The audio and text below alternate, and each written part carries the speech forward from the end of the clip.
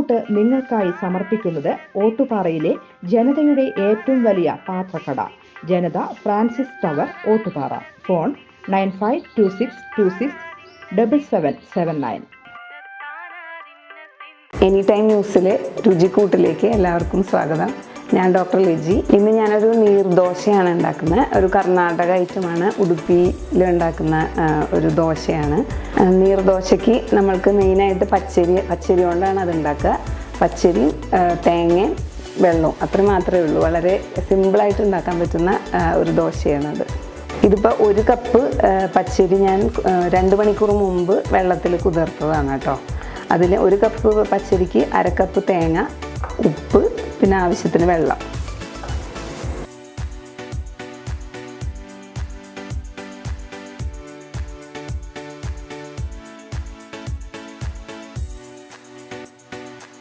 ഇതിപ്പോൾ ഇൻഗ്രീഡിയൻസ് എല്ലാം ഞാൻ ഇട്ടിട്ടുണ്ട്. ഇനി നമുക്ക് മിക്സിയിൽ നല്ല ഫൈൻ പേസ്റ്റായിട്ട് അരച്ചെടുക്കണത്.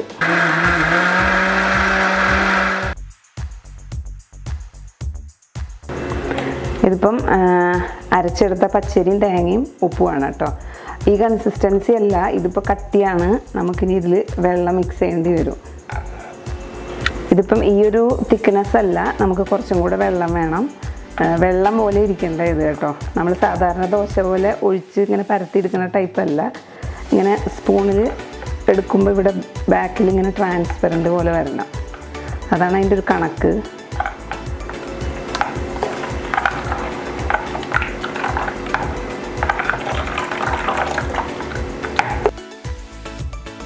ഞാനിപ്പോൾ തന്നെ അരച്ചെടുത്തതാണ്. സാധാരണ ദോശ പോലെ പുളിപ്പിക്കാനൊന്നും വെക്കേണ്ട, അപ്പോൾ തന്നെ ഉണ്ടാക്കാം. ഇൻസ്റ്റൻ്റായിട്ട് നമുക്ക് ഉണ്ടാക്കാം. പക്ഷെ പാന് ഇതുപോലൊരു ദോശത്തവ, ഒത്തിരി വലുതല്ല, ചെറുതായിട്ട് സൈഡ് ഇങ്ങനെയുള്ള ഒരു ദോശത്തവയിൽ പെട്ടെന്ന് നല്ല ചൂടാവണത്. അതിൻ്റെ ചൂട് ഇമ്പോർട്ടൻ്റ് ആണ്. നല്ല ചൂടായ സമയത്ത് നമുക്കത് ഒഴിച്ചൊഴിച്ചെടുക്കണം. നിങ്ങൾക്ക് വേണമെങ്കിൽ ഇരുമ്പിൻ്റെ എടുക്കാം. ഇതിപ്പോൾ നോൺ സ്റ്റിക്കിൻ്റെ ഞാൻ എടുത്തിട്ടുള്ള ഇതിൽ ഒരു കയ്യിൽ ഫുൾ എടുത്തിട്ട് പെട്ടെന്ന് ഇങ്ങനെ ഒഴിച്ചെടുക്കണം. ആവാത്ത സ്ഥലത്തേക്കൊക്കെ ഇങ്ങനെ ആക്കിയെടുക്കുക.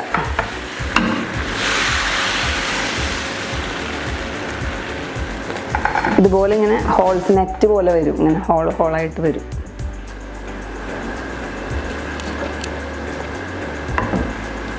കവർ ചെയ്ത് വെക്കേണ്ട ആവശ്യമൊന്നുമില്ല, പെട്ടെന്ന് തന്നെ ആവും. ഭയങ്കര തിൻ ദോശയാണിത്. ഒരു പത്തിരിയുടെയൊക്കെ ഒരു ടേസ്റ്റ് ഏകദേശം ഉണ്ടാവും.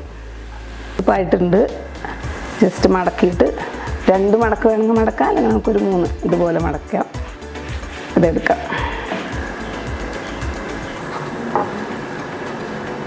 നീർദോശയ്ക്ക് നമ്മൾ തേങ്ങാപ്പാൽ, സാധാരണ തൃശ്ശൂർ സൈഡിൽ എപ്പോഴും തേങ്ങാപ്പാലിൽ പഞ്ചസാര ഇട്ട് കഴിക്കാറുണ്ട്.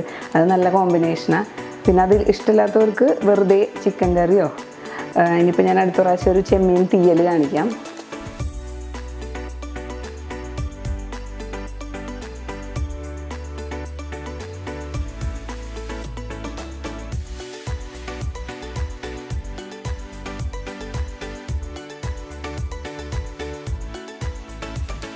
ഞാനിപ്പം ഈ നീർദോശ ഉണ്ടാക്കിയത് പച്ചരി കുതിർത്ത് അരച്ചിട്ടാണ്. അപ്പം നിങ്ങളുടെ അടുത്ത് ഇപ്പോൾ പച്ചരി ഇല്ല, പെട്ടെന്ന് നിങ്ങൾക്ക് എന്തെങ്കിലും ഉണ്ടാക്കുന്ന ആരെങ്കിലും വരുന്ന വെച്ചാൽ നൂലപ്പത്തിൻ്റെ അരിപ്പൊടി ഉണ്ടല്ലോ, വറുത്തരിപ്പൊടി.